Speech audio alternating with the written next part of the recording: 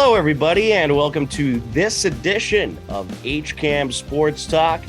In a few minutes, we'll have Andy Barron and Steve Watson join us to talk about some of the topics of the day: Bruins, Celtics, NFL schedules, baseball, and a whole lot of other stuff. But right now, here are the latest Hopkinton Hillers spring sports happenings. On Wednesday, May 17th, Hiller girls lacrosse welcomed in Holliston. It was a 7-4 Hiller lead heading into the second half. Move you're looking to approach. And there's a shot and a score for the Hillers. Emily Hayward rings it through. Big time goal there. It's turned into a great weather day for this game here today. And there's a shot and a beauty of a goal. Jamie Arena striking with authority.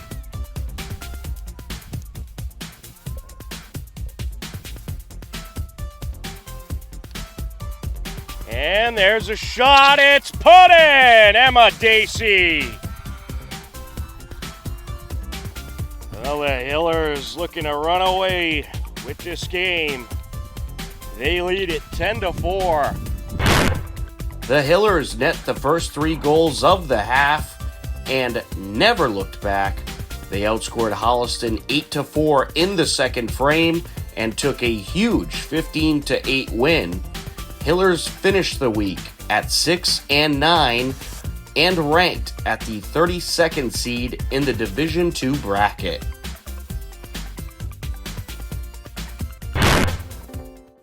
Also that Wednesday, Hiller softball took on Norwood.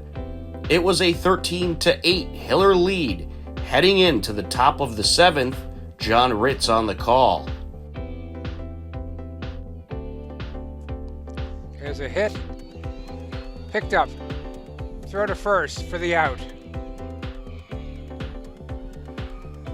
So that should be 2 away.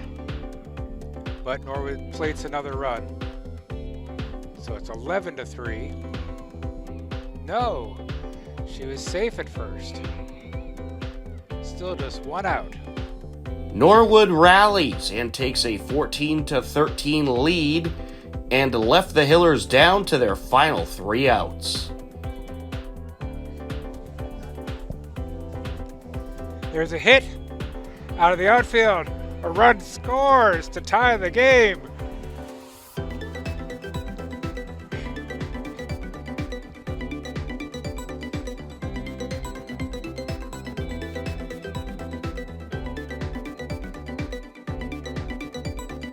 There's a hit into the outfield.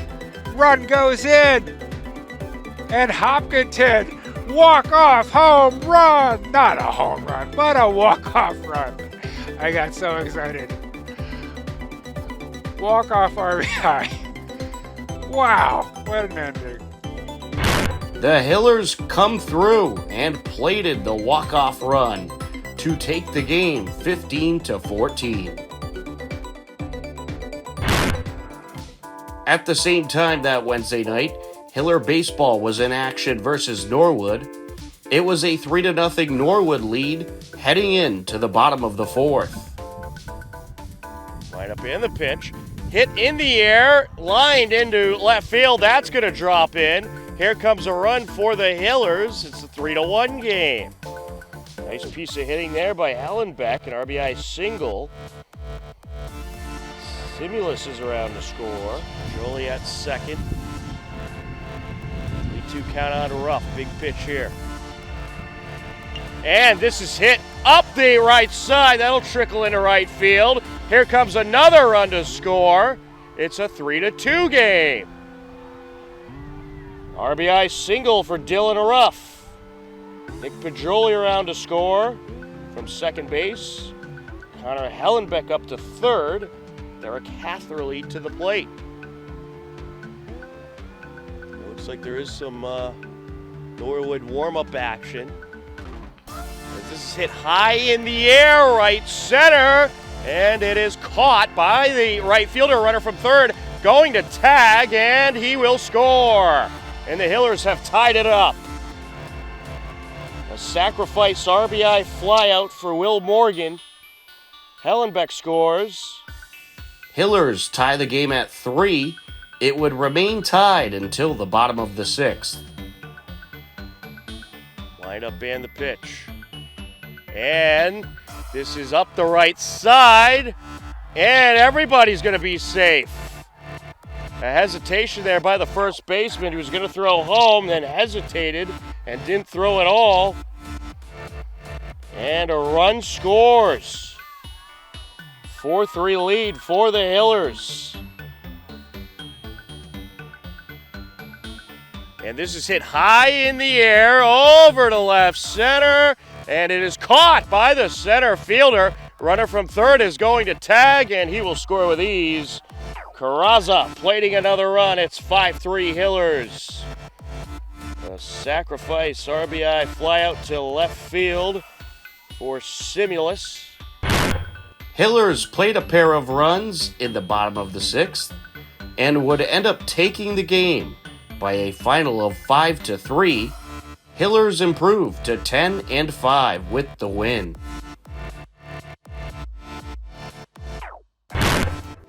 On Thursday, May 18th, Hiller Baseball was in action once again versus Holliston. Former Hiller head coach and Hall of Famer Steve Simos was on the call along with Brett Mulvey. It was a 3-0 Holliston lead heading into the bottom of the 4th. I'm surprised we haven't seen a pickoff play implemented by Holliston to this point. Good delivery. Fastball driven up the middle.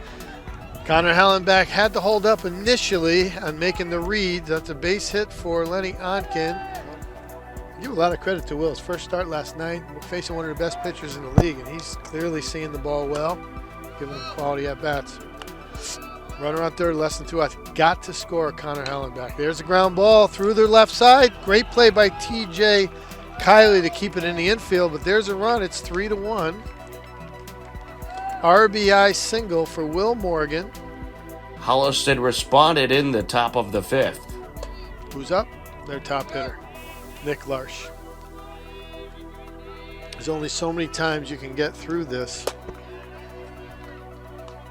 So the count is 1-0 on Nick Larsh, who I remind you is hitting over 500. Had a bunch of opportunities. He's 0 for 2 today. The delivery, driven. Backhand knocked down by Dylan Ruff. He throws across the diamond. Too late to get the speedy Nick Larsh. A good play by Dylan Ruff, but a run is driven in. And it's 4-1. It's been a slow, steady, methodical accumulation of runs for Holliston. Holliston would take the game 5-1. Hillers fall to 10-6 on the season. Set to deliver. And she's going to hit this one in the air. That'll drop into center field. Kelsey McCoy being waved around. She's going to come around to score. And now Paharek being sent home. And she's going to have an inside the park home run.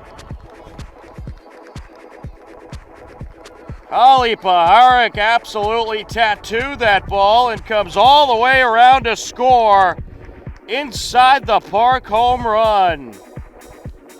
Hiller softball was also in action Thursday.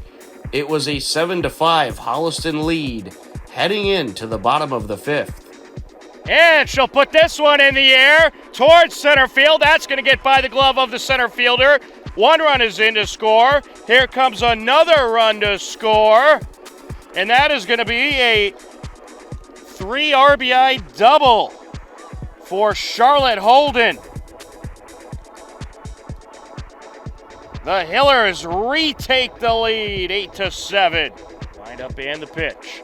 Hit in the air over to left field, and that is going to get by the left fielder. A run is in. Here comes another run. And is DeSimone going to go for the inside the park? Yes, she will, and she'll get it. Inside the park home run, a 3-run inside the park home run by Caroline DeSimone. And the Hillers lead it 12-7. The Hillers played 8 runs in the bottom of the 5th and would take the very important win by a final of 13-8. Hillers improved to 7-9 on the season. On Thursday, May 18th, Hiller boys tennis celebrated senior night before capturing a 5-0 win versus Holliston. Boys tennis also captured the TVL Large Championship, taking down Ashland via shutout. This was on Monday, May 22nd. The boys currently stand at 16-1 on the season. Also on May 22nd, the Hiller girls team celebrated their seniors and captured a big 3-2 win over Ashland. The Hillers improved to 12-4 on the season. Be on the lookout for HCAM news coverage for Hiller tennis during the postseason. Hello, everybody, and welcome into this segment of HCAM Sports Talk. Tom Nappy here, and we are joined by Andy Barron from MyFM 101.3 and the voice of Milford Scarlet Hawks football, as well as Nipmuc Warriors football, and just a great sports analysis guy, Steve Watson. Guys, how are you? Good, Tom. Good, Steve. It's been a while since we've all been together. Absolutely. Yes. It's been too long, guys. Too long. It has been too long. And so much, and it's always when we take a break that we have so much we have to talk about. And there is definitely a lot to talk about. Yes. We have a lot of catching up to do, and I got to warn the folks out there, though, it's not going to be a happy show. So I think there's going to be some good ranting on this one. Mm-hmm. But we'll start off with the Celtics, who are still playing, so that's why we'll start with them. Terrible loss on Sunday. That's after against the Miami Heat, and that's after they lost the first 2 of the Eastern Conference Finals in Boston, and now they go and they lose the 3rd game in Miami. And I hate to say it, but they're done. They're not coming back from this. I don't think there's been any team in history that has come back from a 3-0 deficit in the NBA. Obviously, the Red Sox did it in baseball, and I think there was one other team, forgetting off the top of my head, but I just don't see it with the Celtics guys. They look unmotivated. I think their coaching has become an issue, and they just don't look ready at all. I mean, they haven't looked ready all playoffs long, but this series has been a total train wreck. Andy, Celtics thoughts? Okay, so I have some stats for you. I know Steve will appreciate this. 0-149. That is the record for teams in the NBA who have been down 3-0. So no team in the history of the NBA has ever come back from a 3-0 deficit. The last team that forced a Game 7 was in 2003 when Portland forced a Game 7 against Dallas and ultimately lost. Then in 1994, Denver forced a Game 7 against Utah. They lost. And then you're going to go all the way back to 1951 when the Rochester Royals, who are now the Sacramento Kings, defeated the New York Knicks. So it's only happened 3 times. The odds for the Celtics are insurmountable. I mean, if they can even get this to a Game 6, I would be surprised. It just goes to show you just how big of a mountain this is. And basketball is different because it all comes down to matchups. Baseball, a little different. When the Red Sox did it, that team was a special group of people. But let's face it, nobody thought they were going to come back and beat the Yankees. But it's different in baseball. Hockey, it's happened a couple of times. But I would be absolutely stunned if this happened. Same with the Lakers and Nuggets. That's 3-0 as well. This is not good for the NBA. Everybody wanted Celtics Lakers. Let's face it. Nobody wants Miami and Denver. It might be the lowest rated NBA finals of all time. But here's what I'm going to say. It is time for the Celtics to clean house. enough. This team should be ready. How many times have they been here now? How many times? It's ridiculous. It's absurd. I'm done. That was an embarrassment on Sunday night. This is an 8th-seeded team you're going against. You're the one who's supposed to dictate the pace, not them. This is a disgrace. There's no excuse. None. Everybody needs to be held accountable, including the coach. And I'm sick and tired of all this yes stuff. Everyone keeps saying, well, Brad Stevens should coach the team. No, it didn't work with him either. Okay? It's time for the ownership and people to take accountable. This is unacceptable. You are supposed to be a better team. You were 2 wins away from winning an NBA championship last year. That team was better. They had more grit. They had more fight. This team doesn't. And why is everybody so upset that Grant Williams was getting in the face of Jimmy Butler? I loved it. That's what this team needs. That's what this team needs. Why do you think the Miami Heat are winning? Because they're outplaying us. They're out coaching us. And Pat Riley, can't stand the guy, but he knows how to put a winning team on the floor. This guy basically told LeBron James to go pound sand. They haven't missed a beat. So I don't know what's going on, but I am sick and tired of this. This is unacceptable. There's no excuse for this type of play. Absolutely. And that certainly gets an Epic Rant award. I didn't think I was going to have one, but I'm just so disgusted with how this team is playing. There is no excuse. If I brought up the Red Sox right now, your head might explode. No, I don't care about the Red Sox. I'm ready for football, guys. Week 1 can't get here soon enough. You know what? There's not a single word you just said, though, that I disagree with. I feel really the same way, and I think pretty much all Celtics fans do. All Boston fans do at this point. It's just a train wreck, and there's no excuse for it. You go to the finals last year, you had a lead in that series, you blew that, and this is just another prime example of why Tatum he's not a winner. He might be a great player. He's a great regular season guy, but he is not a winner. I mean, I wish I had the number in front of me, but he missed so many shots throughout this entire playoff run. It's ridiculous. He's a ball hog. He takes 3 after 3 and just misses. He'll miss several threes in a row and continue taking them. I just don't understand it. But this team clearly doesn't have the mentality, and there is something seriously wrong in that locker room. I've heard rumors that a lot of these guys don't get along, and it shows it. And I don't really think they play good team basketball, and that's the problem. When you look at Miami Heat, Jimmy Butler is the superstar there. He's been incredible, but they play good team basketball in Miami. The Denver Nuggets play excellent team basketball. The Lakers, not so much. That's why the Denver Nuggets are up in that series. What is it, 3-0 now? Yeah, let me just say something real quick, too. This Jokic guy, I've never seen anybody like him. He's amazing. Unbelievable. He is. And you want to know why? We were saying this on the show this past Saturday. The reason why you don't hear much about him is because he plays in Denver. He doesn't play for one of the big teams. But I have never. This guy is off the charts. There is nobody that's left in this field that can stop him. There's nobody can. No, I think Denver's taking it. I think they're going to win. They're the best team. They're the best team.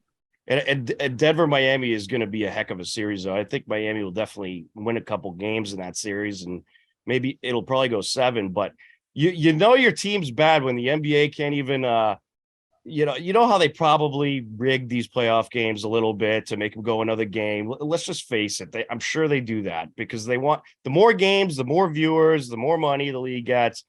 And NBA or basketball in general is the most riggable sport on earth. So, I think, they give the hometown discount, the home team discount. They'll give the home team more calls than the away team. It happens frequently in the NBA. They can't even get the Celtics to win a game. That's how bad they've played. It's pretty unbelievable. There was a lot of generous calls in the first 2 games to help the Celtics too, and they still couldn't get it done. But it's just a travesty what's going on. And obviously I think that after this year, I think it's time to break up the band and start anew. Steve, what are your Celtics thoughts? Well, I'll save my rant for the Bruins, but I would say the Celtics have a shot at coming back if I thought they had any heart, which they don't. If they did, they would have showed up to play in Game 3 last night. Just pathetic. They would have held on to the leads in Games 1 and 2. You know, they just don't have that killer instinct. When they really have to show heart and grit, passion, it's not there. And that's why they're in this hole. And that's why they have failed time and time again these last handful of years. They've had opportunities, but they haven't been able to get to the top of the mountain. You know, they were close last year, but yeah, I know this is Monday. I'm not sure when this show is airing, but I think if it's airing midweek, I think that this team will be done. I think they get swept in Game 4 tomorrow night. There's people who actually hope that it happens because they don't even want to go to Game 5. Well, for those that don't know, HCAM Sports Talk is new every Wednesday at 5:30 p.m. There you have it. There you go. I think by the time the show airs, I think the Celtics will be done. Actually, they're playing Wednesday night, right? No, Tuesday. Tomorrow, Tuesday. Game 5 need to be Thursday. Yeah, I think they're going to get swept. I don't think there's any doubt Miami's going to just finish it.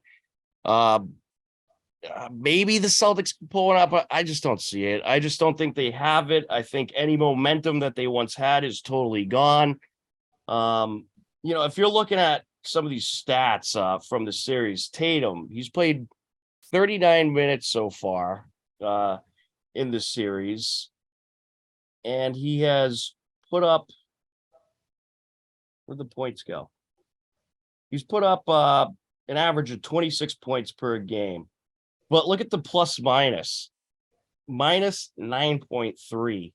So they're getting beat by 9 pretty much when he's on the floor. And three-pointers made 1.7 on average. 3-pointers attempted 6.7. So he's essentially 1 for 7 from beyond the arc. That's terrible. This is what happens too when you live and die by the 3. Oh, and Jaylen Brown's not much better. He is actually below 1 made, 0.7 on average, 6.7 attempted, 16 points, minus 15.3 is his plus minus. Not good enough at all. And these guys want supermax contracts. Now, listen, again, like I just said, I want to see some change. It's time. Enough. Celtics fans are tired of this. This team is not getting it done. They've had time after time after time to bring a championship here, and they can't do it. They're not good enough. It's just that simple. If we had Jimmy Butler on our team, we win a championship because that's what they're missing. They're missing a guy like that. They're missing a leader. Who's the leader on this team? There is no leader. There's none. I mean, not to mention, you have guys who want these big contracts. But these same people who want contracts also want to skip games because it's their kid's birthday. Like, there's no other sport that works that way. Like, if you have a game, you're playing. You make millions. You're never skipping a game unless it's for some real good reason. Okay. And I'm sorry, but a birthday is not one of them. That tells you all you need to know about Jason Tatum. You know, that's really all there is to it. That's how I see it. Right. And, you know, being a professional athlete, it takes a lot of training. Some just have it naturally. Some really need to work at it. But, you know, all these guys need to work hard to get to that level. Yeah. But when you take the job of a professional athlete and you're making millions and millions of dollars, sorry, you're going to miss a few family functions. Okay. Yep, exactly. That's all part. That's why you pay the millions. It's unfortunate to miss family stuff, but when you're making millions, you just have to suck it up sometimes. That was Tatum who did that, right? He skipped. Yes, that was back in December, I think. It was a big to do. But the team allowed him to do it too. That's the thing. Correct, and you know what, Andy, that's soft on them. Yeah. Where's the I guarantee you wouldn't see that. I don't think the Red Sox would even allow that to happen. You know, the Patriots would never allow that, and the Bruins wouldn't either. No way. There's no way. It's soft on the part of the Celtics. There's no way Kevin Garnett or Paul Pierce or Ray Allen. No, God, no. Those guys would never miss a game. No. Of course not. Those guys like literally played probably every single game. They Yeah.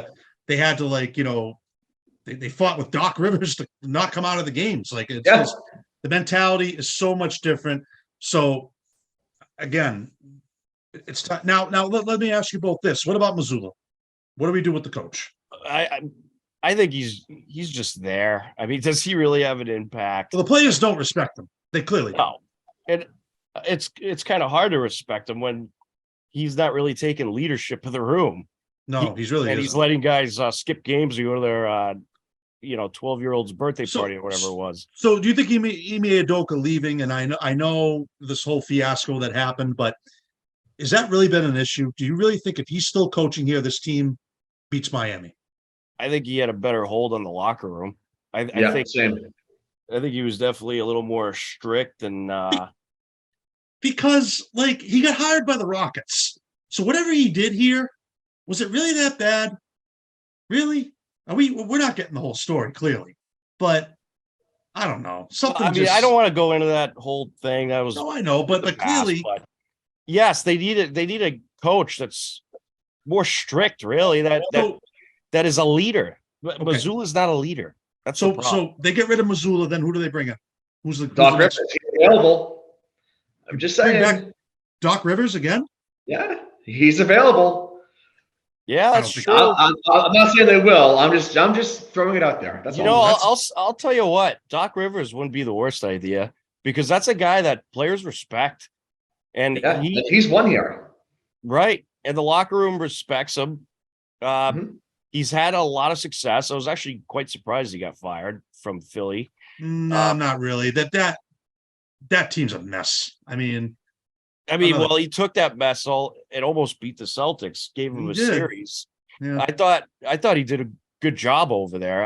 I don't know why they fired him, but you need a guy like that. I mean, he's the type of coach that he grabs the locker room. He says what's what. He doesn't let the players walk all over him. And that's why a lot of players don't like him because they can't have their way all the time. Right. But when you let the players have their way all the time, you get the Boston Celtics going down 3-0 in the first. Someone three also games. mentioned Nick Nurse, the former Toronto Raptors coach, won an NBA championship. I could see that maybe. I don't know, but Doc, I never even thought of that. I heard he might go to Phoenix, but Monty Williams, another guy, did really, really good with Phoenix. Good coach. I certainly wouldn't be objective to him coming here. You can always give Coach K a call. No, he's not coming here. No, he would never come here. Nobody. You gotta start wondering: do really coaches want to come here though? Do they really want to put up with all this nonsense? I don't know. If the pay's right, it's a great sports city, great Of course. atmosphere. Of course, it is. Yeah. You got great fans. There's a lot of good reasons that people would want to come here, and you do have a lot of talent on this team, but they just haven't put it all together yet. Clearly, and we watched this group go to the championship twice and lose twice, and it's just getting worse and worse. Yeah. And, They were better last year. right? You're the sixth They man were. of the year on the team, and you're not better than you were last year. See, that's How the does that- difference. Like, I think with a coach like Udoka, who demands respect and actually is a leader somewhat, and lays down the law when he needs to lay down the law, I think you get something like last year with a guy like Missoula, who's kind of a pushover, doesn't really have a hold of the locker room, and doesn't really seem to strategize well either, but that's besides the point. But you get this. You get losing to a lesser team before the championship, and not just losing, but losing 3 in a row and probably 4. So I think that's the difference between a coach that has a hold of this locker room versus one that doesn't. But the problem is your best players have just tanked in the most important critical moments of the postseason. And that's why you haven't won anything. So I don't think you're going to win with this group. As good as they are, Tatum's one of the best players in the league. There's no doubt. Jaylen Brown is one of the best players in the league. You got some great talent, but you know what? They're not clutch. They can't get the job done. And I think that's why you got to add pieces and break this group up. There's no point guard. Where's your point guard? We don't have one. We haven't had one since Rajon Rondo. We don't have a point guard. Every time Tatum and Brown bring up the ball off the floor, they turn it over. Every time. It's infuriating. It certainly is. It's horrific. So not looking good for the Celtics. Jaylen Brown and Tatum have been total failures in this postseason, especially this series. There really hasn't been anyone that's done particularly well. Robert Williams, series. but they decide to keep him on the bench. Right. Why aren't they playing him? What are they doing? I don't understand. That's what I thought at the game, too. He's on the bench. But why? And Al Horford's been awful. Horrible. Just horrible. He's been worthless. So Yeah, I think it's time to part ways with him. He yeah, might I think anyway. so. Yeah, he probably will. Yeah. And Grant Williams is a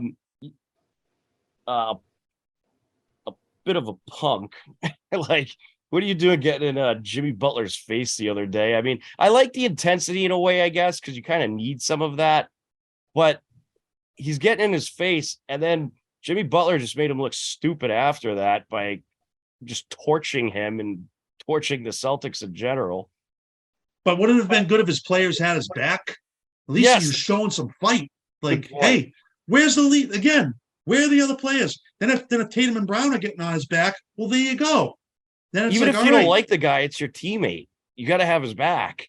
Exactly. He's on your team. You're supposed to have anyone on your team's back. And Peyton Pritchard was in game one. What? Awful. But I do want to move on to the Bruins. We haven't had a chance to talk about them. I know Steve's very excited to talk about the Bruins. What a terrible ending. I mean, just awful. And to me, the biggest failure was the coaching. I think the biggest mistake was playing Ullmark when you should not have been playing him. He was clearly not right. And I think ultimately that cost you the series. Let's not forget they're up 3-1. And Ullmark was not himself those last few games. He was clearly hurting. And since it has come out that he did have an injury that caused a lot of discomfort and pain, it's just shocking to me because you have Swayman, who is just as good as Ullmark. Maybe Ullmark's slightly better, but Swayman is a starter material, as he's shown all season long, and the stats are very similar. Sitting on your bench, why didn't you play him earlier? How do you not realize that Ullmark's not looking right? And you have maybe the best situation in the league with these two goaltenders that you could play any given night and they'll give you a great performance. Why would you play Ullmark if he's not at 100%?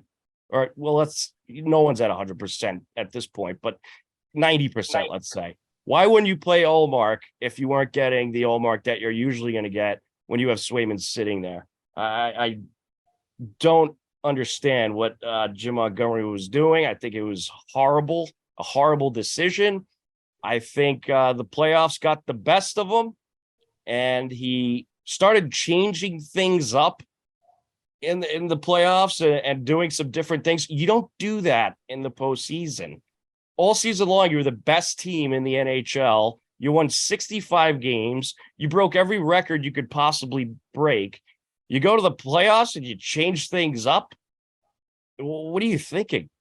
He just choked. It was just a horrible, horrible choke job by Montgomery and this team. Can't, take the players out of the blame as well. But inexcusable to lose that series. Absolutely atrocious, inexcusable, especially with the fact you were up 3-1. You lost 3 games in a row. That is absolutely horrific. And this coach should be fired. I'm sorry. I know it was his first year, and he had all these records during the regular season, but you know what? That doesn't mean anything. What means something is winning the cup. That regular season, you could just throw that right in the trash. It means absolutely nothing. Steve, I know you've been wanting to talk about this, so go for it. Well, I was at games 5 and 7, so definitely heartbreaking not to see those 2 OT losses. I wouldn't say I'm mad about the whole thing. I'd say more sad. And there's a lot of second guessing, a lot of what ifs. This team had so many chances to finish that series off. Even you go back to game 5, Martian has the clean breakaway with a few seconds left. Gets a good shot off, and Bob stops it. You had the dumb turnover in OT of that game. And I remember seeing Florida just go absolutely nuts about winning it. And now you know why, because they just needed an opportunity to let them back in that series because they outplayed us in game 6 and 7. So I think maybe Florida knew deep down if they could just, have the Bruins screw up one game, and they did in game 5. The Bruins dominated that game for long stretches. But Florida was more opportunistic. With Olmark, listen, I know I'm just another guy sitting upstairs watching it, but I knew watching him he didn't look right. Much like Tuukka didn't look right 2 years ago. Again, I knew sitting upstairs. Why the coaching staff couldn't see that, I have no idea. That's a question for them probably. And I said after that game, I'd go Swayman in 6. Worst happens, you lose 6, you go back to Linus in game 7. And they didn't do that. I know Monty regrets that. It's not Swayman's fault you lost game 7. You threw him in there. He did all he could. It was, I got a question for you, though, Steve. Yeah. I mean, like, even if Allmark was fine, everything's good with him, don't you throw Swayman in there at some point anyway to give the guy a game off? Yes, because if you think about it, both goalies got the team that far. Linus played a little more, probably high 40s, Swayman high 30s. Swayman was also out for a few weeks back in November. But, the only time that you started Olmark for a long stretch was back in November when Swayman was out. I know there's this unwritten rule, you can only have one goal in the playoffs. I personally don't buy that. You have 2 good goalies who got you to this point. You use both of them. One more than the other. You definitely have a 1A and a 1B. And, to veer away from that, I thought was questionable. I thought sitting Matt Grzelcyk was questionable. They felt the matchup. Yes, Florida has big guys, but Grizz was top 3 in the entire league in plus minus. And when he sat, quite frankly, the defense wasn't really that great. I thought your best demon in the series was Brandon Carlo. McAvoy and Lindholm were not your top 2, and they should be your top 2. So, a lot of just uncharacteristic mistakes. The team only played 1, maybe 2 really good games in the series. But you got to compare it to Florida. And, they're sitting here in the conference final on the verge of making the cup. They're a very good team. The Bruins, it's really just about missed opportunities. And, they're not going to fire Monty or anything like that. But they should. Yeah. Like I said, so, you and many others are mad over it. I'd say just for me, I'll be wondering what if, because I think if you get past Florida, they're a very tough team. Remember, they won the President's Trophy last year with the same roster pretty much. So I think they underperformed it in the regular season, and they wanted more than we did. That's all there is to it, and that's why they won the series. So for me, it'll just be, it'll be torturous just asking what if this one right, if that one right. There's so much second guessing. Well, you're just way too kind and generous and nice. I, on the other hand, am not. So I think Montgomery deserves to be fired. There's zero excuse for blowing a 3-1 lead. And what were they thinking? And especially losing 3 games at home. The team didn't even lose back-to-back games at home all year. But you know what? That's the problem, even going back to the Bruce Cassidy days. The home team hasn't done well in these playoffs in general, but you have to protect Garden Ice. You have to find ways to win. Killer instinct at times is lacking with this team. You need more players like Brad Marchand. So it's lacking in general. Boston I'm not sports. sure. Yeah, in general, as great as Bergeron and Krejci have been, they're both towards the end. I just have a gut feeling that they won't be back, which is really sad. They're two all-time great Bruins. They'll definitely have their numbers retired. Both probably be in the Hall of Fame. But and I do want to say that, like, it's really not second guessing, like, with Ullmark and Swayman. We were saying it while this was happening.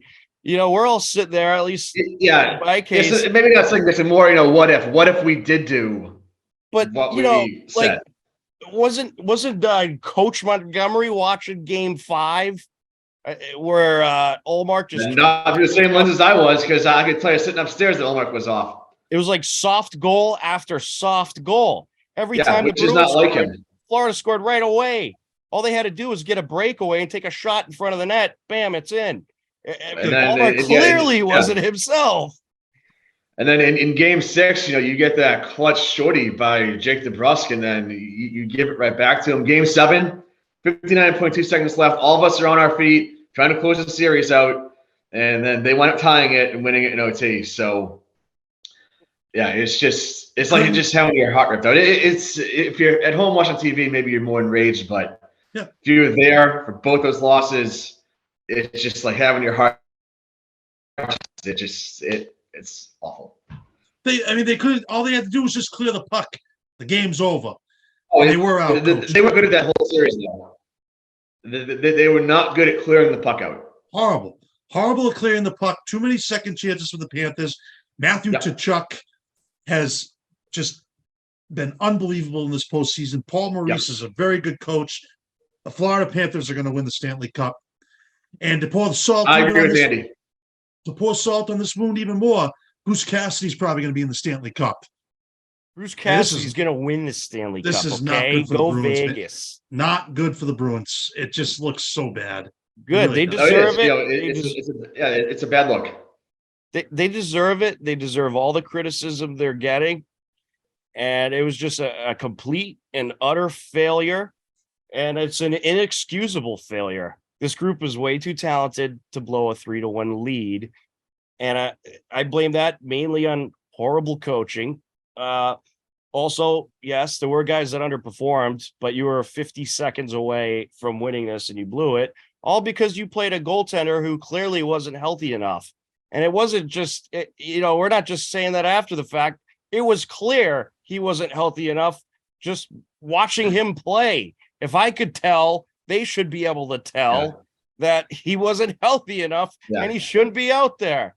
Well, the bottom line, it shouldn't even come down to a Game 7. Had you just played the situation a little better, you could have finished it in 5 or 6. Oh, and then on top of it, right? So you don't only put Swayman in there to replace an unhealthy Ullmark, who clearly wasn't himself. You bring him in Game 7 with everything on the line. And the guy, he's obviously practiced, but he hasn't played in an actual game in 16 days. Over a week and a half? Yeah. Okay, was, 16 days. 17 days. Sorry. This is 17 days. It's a long time.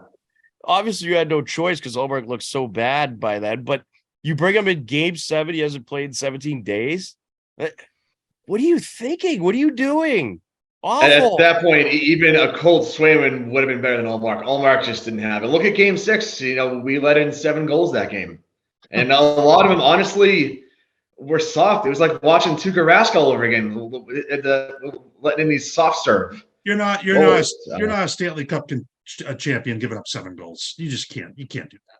No, it's especially when you have a chance to knock your opponent out, and you already had a chance before that. Killer instinct. At times it's lacking. There's times I feel like Brad Marchand's the only one who has killer instinct because he's always the one dragging the team into the fight when they have lackluster starts. Yeah. Yes, you have Bergeron, you can fire him up on the bench, but on the ice, a lot of times it's Marchand.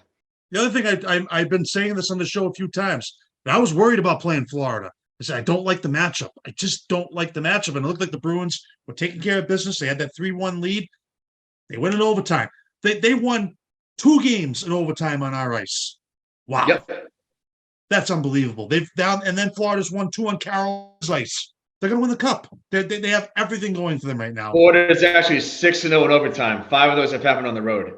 overtimes. That tells you how good that team is. Is that crazy? It went to 4 overtimes in game 1. Wow. Yeah. And you know Ended what? like 2 o'clock in the morning. See, the thing is, I don't blame the Bruins losing on how good Florida's been and their momentum, because you had a chance to end you had many chances to end their season when you were up 3-1. And there were some very winnable games after you took that 3-1 lead.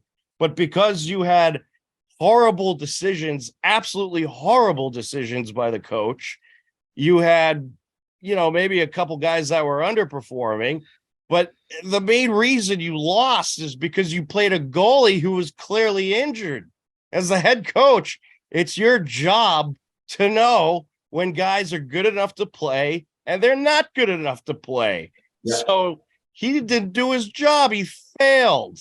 He made the same mistake Bruce Cassidy made against the Islanders. It was very clear that Tuukka was not 100%, nowhere close, actually. He actually retired because of that injury after he attempted his comeback. So he made the same mistake. But we didn't have who was the backup when Tuukka was here? I don't think he was it was Swayman, but this was 2021. All right, so yeah, that was a bad game 5 of that series against the Islanders. They only had 19 shots, and 5 of them went in. Yeah, a lot of the same in this series. You know what the other thing is, gentlemen? Wake me up when the playoffs stop, because that's going to show you what I'm going to think of the Bruins regular season next year. Doesn't even matter. Wake me up when the postseason starts. This team could go 82-0. Come playoffs, you're back to 0-0. It doesn't matter. Doesn't matter. You could take all those great records and just throw them right in the trash can. None of them mean anything. The season was a failure. The coaching was a failure. Everything was a failure. It's despicable that they gave up this series. There's no excuse for it. You had every opportunity to win, and the coaching it failed. And obviously the lack of a killer instinct played a part as well. Remember how excited we were when the spring started, and like, oh, I can't wait. Bruins and Celtics are both gonna be playing for a championship. Yeah. This has been a disaster. How's that working out? Not good. Huh? Not good. And then the before and after photos. Oh my goodness. And then the Red Sox. I mean, oh God, please. Don't even care. Oh, we'll have to put together like a highlight reel of before and after. We will, because this was an epic failure. And Tom's right. Andy, I got to ask you firing Coach Montgomery? It's a good question. He's got to be on the hot seat. I mean, honestly, it's Sweeney. I'd fire him. I have the problem with Sweeney. He's the one I have the problem with, because, and I told you guys this, I don't know if this is true, but do you think this came from upper management to keep him in, to keep Olmark in? Because if it did, I don't know. No, I doubt it. You don't think it did? I doubt it. No, I think that's a coaching decision. And as for Don Sweeney, well, I know you're not a fan of him, Andy, but I think he's one of, if not the best general managers in the National Hockey League. The Bruins have been one of, if not the best team since he took over. I think he did a good job getting him talent this year. Clearly. Yeah.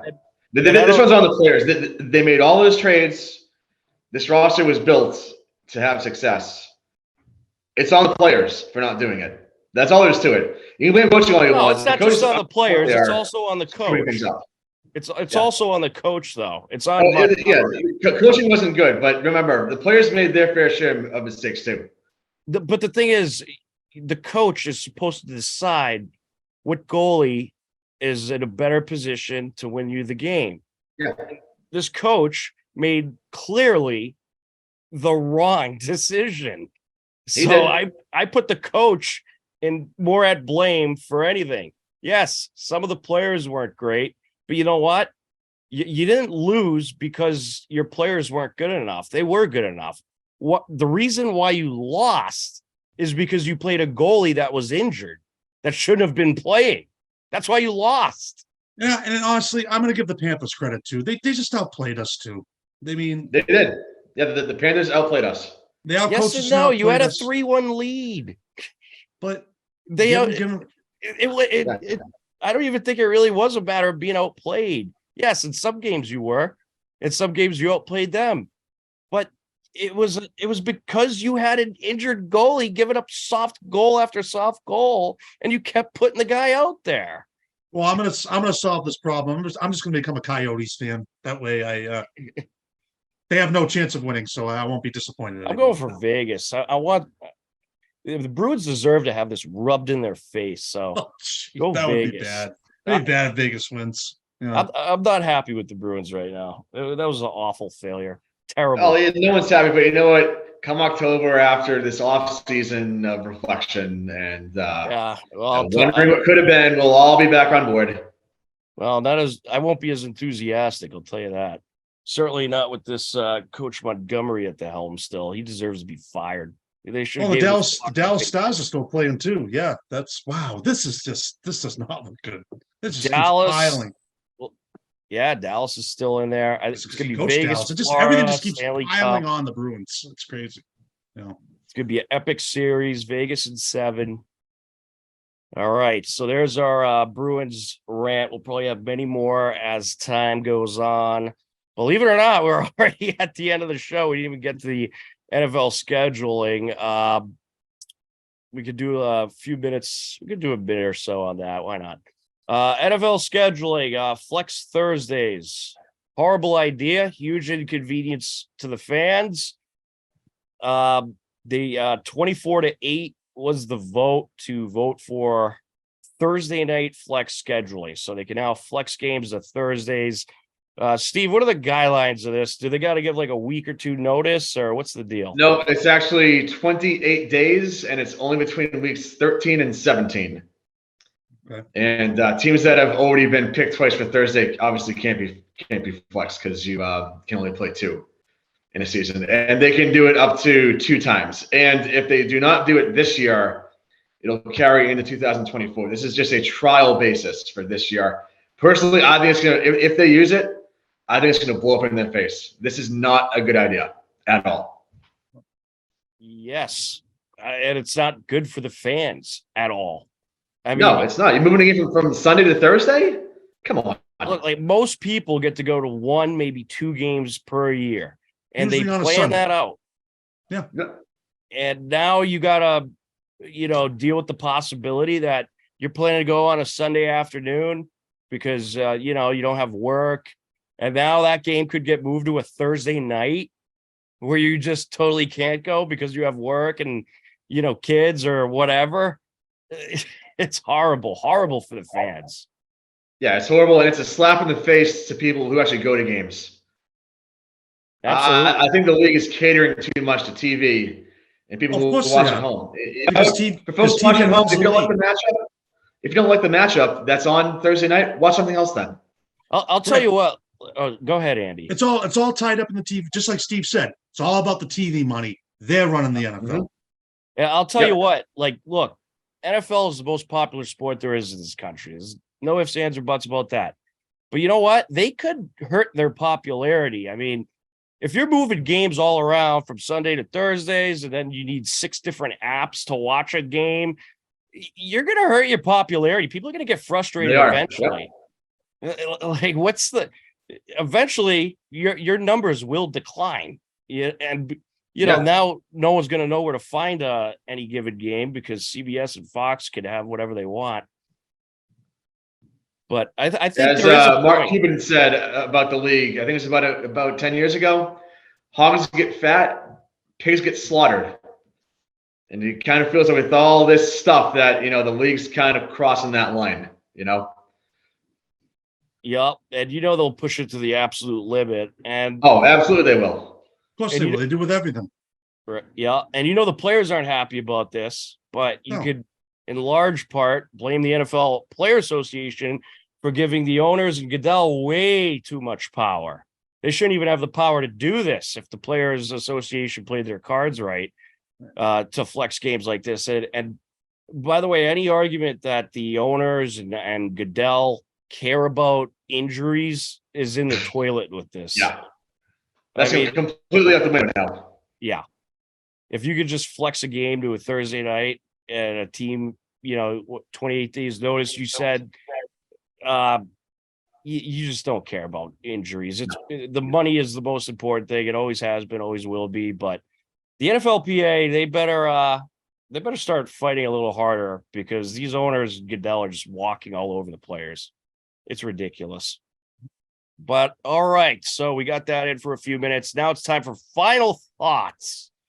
Andy, we'll start with you. Any final thoughts? Yeah, some final thoughts. I was very sad to hear about the passing of Rick Hoyt the other day. Dick Hoyt just passed away a couple of years ago. Dick and Rick Hoyt, just incredible people, a staple of the Boston Marathon, and just very sad to hear. They lived an amazing life, and certainly will not be the same. But to look at all the positive things they did for people with disabilities, people in general. Just was very sad to hear about the passing of Rick Hoyt. Yeah, I agree. Rick and Dick Hoyt is outstanding story, and they have just done remarkable things for the Boston Marathon and just for so many people. And Rick Hoyt will certainly be missed. And they were going to have the Hoyt 5K this coming weekend, so I wonder if that's still going to happen. Yeah, not sure. Not sure if that's going to happen. I had a chance to meet Dick and Rick Hoyt in Hopedale back in, I think, 2010. They came down, and it was just remarkable just seeing them, and just such nice people. And very nice. Yeah, I had the chance to meet them at a few events, and outstanding people. They just did a lot of great work for the community and helped out so many people. It really is sad. So we will certainly miss you, Rick Hoyt, and we give our condolences to the Hoyt family and all of their family and friends. Steve, any final thoughts by you? Yeah, we all thought it might be a very fun spring, as we were saying earlier, but it hasn't been. And I don't know about you guys, I'm counting down to football season. In case anyone's wondering, Steve doesn't have lights. He got rid of all of his lights after the Bruins lost. Yes. It looks a little dark over there, Steve. Just darkness. He likes to live in a dark house now that the Bruins are gone. So as far His as internet was good today. Your internet was good today, Steve. Yes. For once. About time, right? Yes, very good. But epic matchup between Hiller Girls Lacrosse and Ashland this past Monday. A lot of fun to cover that game. Obviously, we wish it went the Hillers' way, but great game nonetheless. And Girls Lacrosse, speaking of them, they're ranked 32nd in the Division II bracket, so top 32 automatically in. So hopefully they could stay in that top 32. It's certainly going to be a battle right to the end of the season, and we'll be bringing you some of the Hiller playoff games that you'll be able to find where we will be at our website, hcam.tv. We'll have our broadcasting schedule posted there. But for Steve Watson and Andy Barron, I am Tom Nappy. This has been HCAM Sports Talk. It was good to bring the boys back, and we will certainly do it again in the very near future. Take care, be well. We'll talk to you again soon. Goodbye, everybody.